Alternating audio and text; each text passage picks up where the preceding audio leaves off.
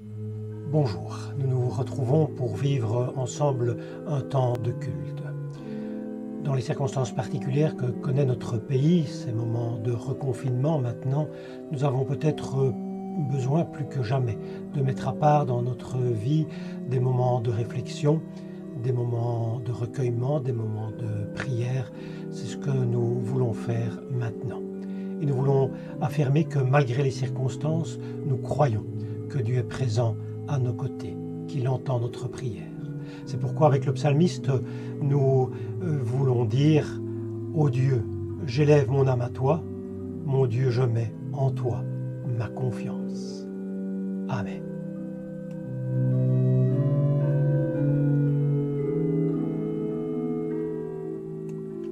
Et nous poursuivons en partageant ce psaume 34. Je veux bénir le Seigneur en tout temps, que ma bouche ne cesse de le louer. Le Seigneur est ma fierté. Vous, les malheureux, réjouissez-vous de m'entendre le louer. Proclamez avec moi la grandeur du Seigneur. Ensemble, célébrons son nom. J'ai cherché le Seigneur et il m'a répondu. Il m'a délivré de toutes mes terreurs. Ceux qui regardent vers lui deviennent radieux. Leur visage n'a plus à rougir. Un malheureux a crié au secours. Le Seigneur l'a entendu. Il l'a sauvé de toutes ses détresses. L'ange du Seigneur monte la garde autour de ceux qui le craignent. Il les met hors de danger. Goûtez et voyez combien le Seigneur est bon. Heureux celui qui trouve refuge en lui. Vous qui appartenez au Seigneur, reconnaissez son autorité. Rien ne manque à ceux qui reconnaissent son autorité.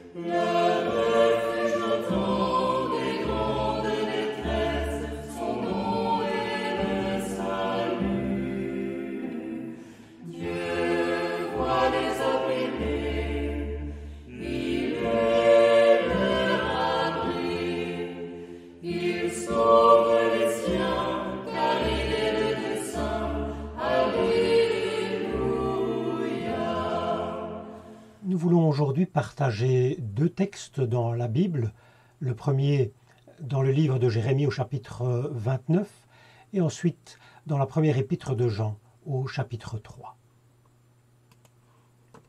De Jérusalem, le prophète Jérémie adressa une lettre à tous les conseillers, les prêtres, les prophètes, et à l'ensemble des gens que Nabuchodonosor avait emmenés en exil de Jérusalem à Babylone. Voici ce que déclare le Seigneur de l'univers, le Dieu d'Israël, à tous ceux qu'il a fait exiler de Jérusalem à Babylone. Construisez des maisons pour vous y installer, plantez des jardins pour vous nourrir de ce qu'ils produiront. Mariez-vous. Ayez des fils et des filles, mariez vos fils et vos filles, et qu'à leur tour, ils aient des enfants. Devenez aussi nombreux là-bas, ne diminuez surtout pas. Cherchez à rendre prospère la ville où le Seigneur vous a fait exiler, et priez-le pour elle, car votre prospérité dépend de la sienne. Mais maintenant, le Seigneur déclare: quand le royaume de Babylone aura sévi pendant 70 ans, j'interviendrai pour vous, et je réaliserai le bien que je vous ai promis, je vous ferai revenir ici, à Jérusalem. Car moi, le Seigneur, je sais bien quels projets je forme pour vous, et je vous l'affirme, ce ne sont pas des projets de malheur, mais des projets de bonheur. Je veux vous donner un avenir à espérer. Si vous faites la démarche de m'appeler et de me prier, je vous écouterai. Si vous vous tournez vers moi, vous me retrouverez. Moi, le Seigneur, je vous le déclare, si vous me recherchez de tout votre cœur, je me laisserai trouver par vous. Je vous rétablirai, je vous ferai sortir de chez tous les peuples et de tous les endroits où je vous ai dispersés. Je vous rassemblerai et je vous ferai revenir en ce lieu d'où je vous ai emmené en exil, déclare le Seigneur. Nous lisons un second texte donc dans la première épître de Jean au chapitre 3. Voyez à quel point le Père nous a aimés. Nous sommes appelés enfants de Dieu, et nous le sommes réellement. Si le monde ne nous connaît pas, c'est parce qu'il n'a pas connu Dieu. Très chers amis, nous sommes maintenant enfants de Dieu, mais ce que nous deviendrons n'est pas encore clairement révélé. Cependant, nous savons que quand le Christ paraîtra, nous deviendrons semblables à lui, parce que nous le verrons tel qu'il est. Toute personne qui place son espérance en lui se rend pure, comme Jésus-Christ lui-même est pur.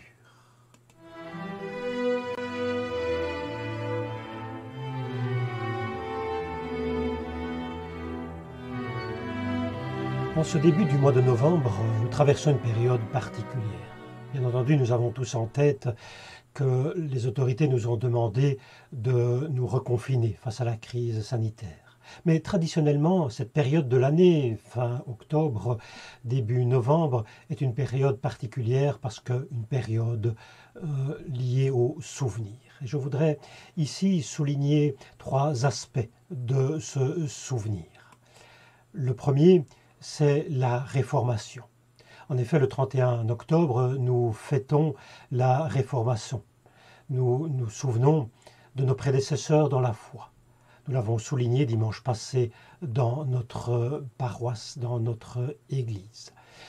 Le second aspect, c'est lié à la période de Toussaint, nous allons en dire un mot tout de suite, et le jour des morts. Beaucoup vont déposer au cimetière des fleurs et y passent un temps de souvenir, de recueillement. Le troisième aspect, nous pouvons le souligner aussi, est le 11 novembre et les cérémonies qui sont liées à ces souvenirs douloureux de l'histoire de notre civilisation qu'ont été les guerres mondiales. Je voudrais souligner ici d'ailleurs que cette année, suite à la crise sanitaire, nous ne pourrons organiser notre culte patriotique habituel que nous faisons aux alentours du 11 novembre. Mais revenons à la Toussaint. Certains se posent la question de savoir s'il est protestant de célébrer cette fête. Il est vrai qu'en notre pays, dans nos paroisses protestantes de tradition réformée, nous n'avons pas trop l'habitude de marquer cette fête. Remarquons toutefois que nombre d'églises protestantes et de paroisses la célèbrent au travers du monde. Il est vrai que l'on a souvent dit que les protestants ne croient pas aux saints. Ce serait une des caractéristiques de leur foi qui les démarquerait des catholiques. Cependant, ce n'est pas tout à fait exact. Mais il est vrai, tout simplement, que nous ne donnons pas la même définition de ce mot. Ce faisant, en protestantisme aussi, il y a des personnes qui sont désignées par ce terme de saint. Nous reprenons cela tout simplement de la Bible, et là nous savons combien les protestants tiennent à se référer à la Bible, et pour le coup c'est bien ici une caractéristique qui nous marque. Et dans la Bible nous trouvons donc ce vocable de saint pour désigner des fidèles.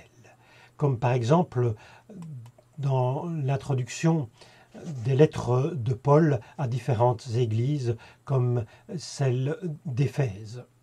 Paul, apôtre de Jésus-Christ, par la volonté de Dieu aux saints et fidèles en Jésus-Christ qui sont à Éphèse. Que la grâce et la paix vous soient données de la part de Dieu notre Père et du Seigneur Jésus-Christ. Dans cette traduction de la Colombe, proche de ce point de vue du texte original, il y a bien ce terme de saint qui apparaît, c'est le terme grec qui est justement traduit ici. L'apôtre Paul désigne tout simplement tout fidèle à Dieu par ce terme de saint. Rappelons aussi que les protestants confessent volontiers leur foi en reprenant le symbole des apôtres. Et dans ce symbole, il y a ces termes dans la troisième partie, je crois au Saint-Esprit, à la Sainte Église universelle, à la communion des saints, à la rémission des péchés, à la résurrection de la chair, à la vie éternelle. Il y a donc bien ce terme de saint qui apparaît. Les protestants croient donc bien au saint, mais ne donnent pas au terme la même signification. Nous reprenons plutôt la signification que nous retrouvons dans différents textes bibliques, et on pourrait dire, sans trop se compliquer, que le terme de saint désigne toute personne qui est du côté de Dieu. Dieu est saint, celles et ceux qui adhèrent à lui le sont également. Le texte de la première épître de Jean dont nous avons fait la lecture va un petit peu dans le même sens, même si le terme de saint n'apparaît pas. Ce texte utilise le vocable d'enfant de Dieu pour désigner celles et ceux qui se trouvent en Dieu, celles et ceux qui sont du côté de Dieu, morts ou vivants d'ailleurs. Le texte relève que même si cela n'est pas encore pleinement visible, malgré tout, c'est déjà une réalité. Nous sommes déjà enfants de Dieu, on pourrait dire, dans le même ordre d'idées, nous sommes saints, même si évidemment on a bien du mal à reprendre ce vocabulaire pour nous aujourd'hui, mais l'apôtre Paul désignait les fidèles des églises à qui il s'adressait par ce terme de saint ou d'enfants de Dieu. Maintenant, déjà, nous sommes enfants de Dieu. Si nous sommes du côté de Dieu, c'est-à-dire tout simplement si nous tenons compte de Dieu dans notre vie. Et le texte ajoute alors, toute personne qui place son espérance en lui se rend pure, comme Jésus-Christ lui-même est pur. Quoi qu'il en soit, cette fête de la Toussaint est une occasion de penser à celles et ceux qui nous ont précédés, et en particulier peut-être à nos prédécesseurs dans la foi. Penser à ce qu'ils nous ont apporté, transmis, témoigné. Penser à leur courage de vivre jusqu'au bout leur foi. Et l'on peut se souvenir, pour nous protestants, penser à nos prédécesseurs dans la foi qui ont trouvé dans la Bible des paroles de réconfort, des paroles inspirantes pour les éclairer et les aider à vivre dans leur situation particulière. Nous vivons, comme nous l'avons dit tout au début, une période troublée de notre histoire. La crise sanitaire qui rebondit et qui touche tout particulièrement, fortement notre pays, nous plonge certainement dans des doutes, peut-être dans des craintes et même dans des peurs pour nos proches et pour nous-mêmes. Nous sommes dans une période de crise et de crise grave. Nous l'avons déjà souligné à maintes reprises, bon nombre de textes bibliques ont été écrits dans des périodes de crise. Ainsi en est-il donc du texte de Jérémie que nous avons lu aujourd'hui. Il y a en toile de fond la chute de Jérusalem en 587 avant Jésus-Christ, la déportation du peuple dans l'empire babylonien. Le texte de Jérémie vient éclairer ces temps troublés que traverse le peuple, comme une lampe éclaire la nuit. Il vient non seulement répondre à la question que faut-il faire maintenant que l'on est déporté, que l'on est plongé dans la crise, mais aussi il donne une espérance vivante à ce peuple meurtri. C'est pourquoi je pense que ce texte peut éclairer notre situation d'aujourd'hui, être inspirant pour comprendre et vivre notre temps. Jérémie dit deux choses. Il le dit évidemment à la façon du prophète. Il dit d'abord, vivez, soyez de bons citoyens. Là où vous êtes, construisez des maisons, installez-vous, plantez des jardins. Il ajoute même aussi, mariez-vous, faites des enfants, des petits-enfants, vivez. On pourrait dire, dans cette situation particulière que traverse à ce moment-là le peuple, ben oui, soyez de bons citoyens, soyez en tout cas vivants, respectez le lieu où vous êtes, vivez-y selon ce qu'il vous est donné de vivre et vivez-le de manière la plus positive possible, priez même pour le lieu où vous êtes. Ensuite, le prophète vient dire le temps de crise ne durera pas. Ce que vous traversez, ce n'est pas éternel en quelque sorte. Un autre avenir viendra. Et avec des paroles belles, rassurantes, qui restent en mémoire, qui mettent du baume au cœur lorsque nous les entendons, il dit un avenir meilleur. La promesse d'un divin qui partage notre quotidien et nous trace un avenir tout autre, bien plus radieux que le présent. Réécoutons ces paroles. Faisons nôtres ces paroles de promesse et d'espérance. Faisons-les habiter en nous comme des paroles d'espérance, des paroles pour notre temps, pour notre aujourd'hui et pour notre demain. Réécoutons ces paroles. Car moi, le Seigneur, je sais bien quel projet je forme pour vous. Je vous l'affirme, ce ne sont pas des projets de malheur, mais des projets de bonheur. Je veux vous donner un avenir à espérer. Si vous vous tournez vers moi, vous me retrouverez. Moi, le Seigneur, je vous le déclare, si vous me cherchez de tout votre cœur, je me laisserai trouver. Par vous, je vous rétablirai.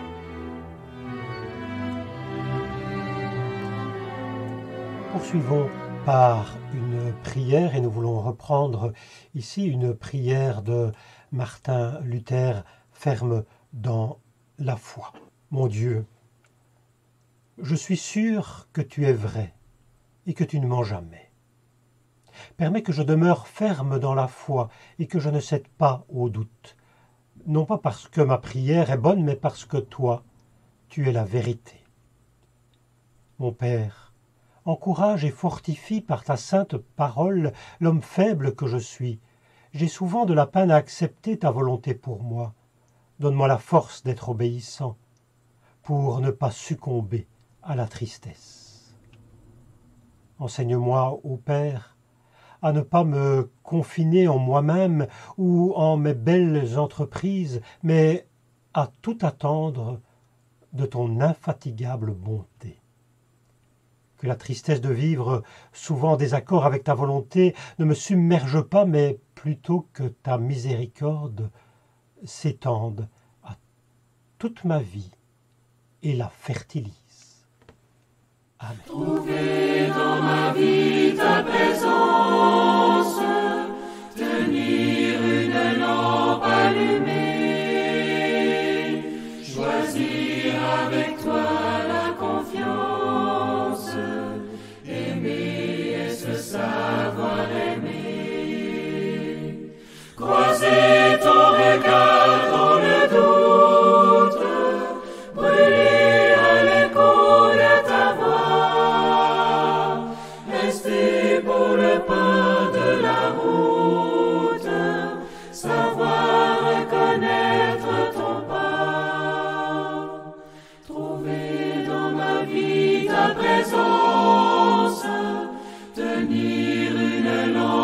allumée. Choisir avec toi la confiance, aimer et se savoir aimer. Brûler quand le feu devient cendre, partir vers celui qui attend. Choisir de donner sans reprendre, fêter le retour d'un enfant. Trouver dans ma vie ta présence, tenir une lampe allumée. Choisir avec toi la confiance, aimer et se savoir aimer. Ouvrir quand tu frappes à ma porte, briser les verrous de la peur, savoir tout ce que tu m'apportes, rester et devenir veilleur. Trouver dans ma vie ta présence, tenir une lampe allumée. Choisir avec toi la confiance, aimer et se savoir aimer. Terminons en écoutant et en recevant pour nous-mêmes cette bénédiction. Allons en paix, frères et sœurs, dans ce monde si difficile à habiter, ce monde aux possibilités étonnantes et qui semble avoir perdu la tête. Chaque jour, pensez à votre Dieu. Pas n'importe quel Dieu, le Dieu de votre vie, le Dieu de la vie. Il vous guidera, il orientera vos choix. Il apaisera votre crainte de l'inconnu. Il vous évitera des paroles douteuses et vous aidera à trouver votre route. Réfléchissez beaucoup, soyez intelligents, recherchez la beauté, trouvez le meilleur, soyez contents et heureux, prenez garde au mal, pensez à l'amour. Votre Dieu, le Dieu de votre vie, le Dieu de la vie, vous donne la paix. Amen.